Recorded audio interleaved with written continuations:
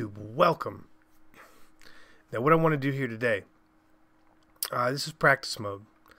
I know how much everyone loves practice mode, but I want to show you guys just a couple simple things that, they'll probably help you out stopping the run, right? I'm not saying this is an amazing run defense. I'm just saying let's use our heads a little bit and figure out how we can actually do things here, right? So I'm just going to come out 3-4. You could really do this at anything, though. You could do this at anything, and more importantly, what we're looking at is stopping stretches, right? Looking at stopping stretches. So I'm going to set Tampa 2 here as an audible. Y trips. I don't even know which playbook we're really in here.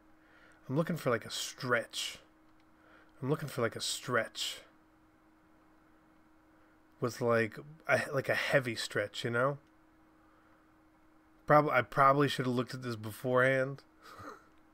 Probably.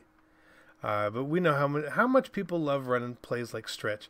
But this would go for outside runs, right? As I'm just considering it outside runs. Carolina really doesn't have anything like this. Holy crap. Wow, okay, let's keep looking. Strong H Pro. That sounds like an amazing formation, doesn't it? Stretch. Okay.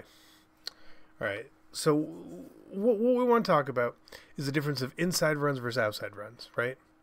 The way you defend each of them is very different. The way I like to attack a lot of these things is indeed very different. So you see with the stretch, any time you think that there's an outside run, it doesn't have to be a stretch, right? What you're going to see here is cornerbacks in cover 2. They play your run fits, right? We see the F and the C over them. The F means he's the force defender. The C, he's the cutback, right? So essentially means that they play down. They will play aggressive on the run. Now, one thing that you can always do to sort of help, and especially if you've got 91 zone, because 91 zone is still going to play amazing, you can move these guys in just a little bit, right? So they are not going to be blocked. They're not going to be blocked by that receiver there. So again, let's watch and see how this sort of, just the idea of it works, right? Sure, we're gonna get juked and stuff. Again, not the point. This is just a general idea of, hey, maybe this can help, right? So if you baseline and you press, right? Of course, everyone comes in real tight here. But if you have a corner who's inside here, especially in cover 2, you can do this because you're still gonna get a little bit of push, maybe a press with the corner, not too worried. And we're going to go show you the replay. I don't care that they scored. It doesn't matter. This is just knowledge, right? I'm not setting up a run defense. I just want to show you the idea of what I'm talking about. But by having your corner inside of that outside receiver and him being the force defender means that he is going to come down and he's not really going to be blocked on the run play there, right? Just like that. He got cut block. But nonetheless, that's what he's doing. And that's how you want to use as a base idea for stopping outside runs, whether it's stretch, toss, pitch, whatever it may be, right? Really could be anything. You don't have to put someone in too deep there. But again, if you're doing something out of cover 2, you're going to be vulnerable up the middle. And the best way to stop, obviously, something like that is you're going to, maybe pinch your line or just have an idea, really, just in case you want to combat something here, right? So for an idea, you're going to pinch your line, you want to spread your linebackers, cut this man in a little bit, and maybe, if you have the time, you scoot him out. So this is the look you have. I always do prefer, and I always sort of would recommend that people try to use their user defender on the opposite side of where they think the run's going to be, unless you were shooting a gap or something like that, which again, that's just a little different. That's a little more advanced, right? But you see, just these few little simple things I've done. Again, I haven't labbed against this stretch. I'm not being crazy. I'm literally just doing a couple things. I'm putting myself in the right position to help stop against the runs as best as possible. Not always going to work, right? Sometimes gamesmanship. There's a lot of gamesmanship that happens in Madden.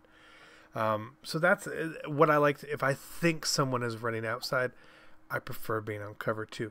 If I think someone's running up the middle, I definitely prefer cover 4. And the reason is, and we're going to show you here, do we have 26 duo here? Would be perfect. So again, you're going to see here what we have is that the safeties, this time, the corners are not in run fits. We actually have a safety and a run fit here, and in this cover 4, we hit this man as the force defender. So he actually helps defend on the outside pretty well.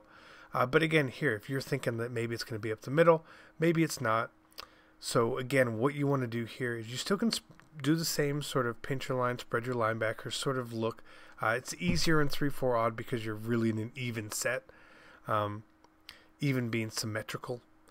But again, this does help where your safeties are going to come down and they are going to help play the run just a little bit better. You can always move your safeties around, get them in the right spot. But if you move them around manually, you do need to make sure that you're not putting them in a bad spot where something bad could happen. The closer you move the safeties to the line, though, the more dangerous things get. Because if you move these guys in real close, you could really, really get gashed straight up the gut with dives and stuff like this. So you see there, look, Olsen, watch, right? I hate showing you this because this kind of hurts the way I like to play, but I'm showing you, right? So you see here that by bringing the safeties up, a lot of times people feel that like this helps my run defense, when in fact what is happening here is this is hurting you completely because your safety is now within range to be picked up very quickly. And look at that hole, look at that gap. Look at that gap.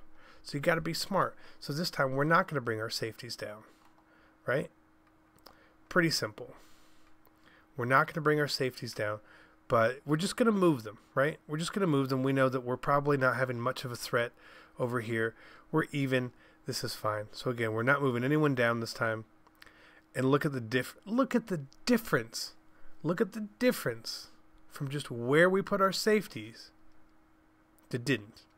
Again, I'm not claiming this to be run defense. I'm claiming create the general knowledge for yourself. Learn how the game works.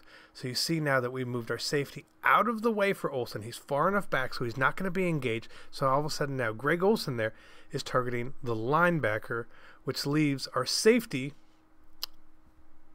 free to come down.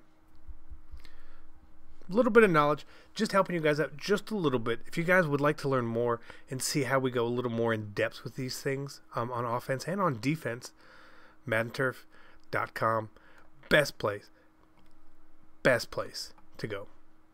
Best place to go. Just is. It just is. I'm there. You guys should go.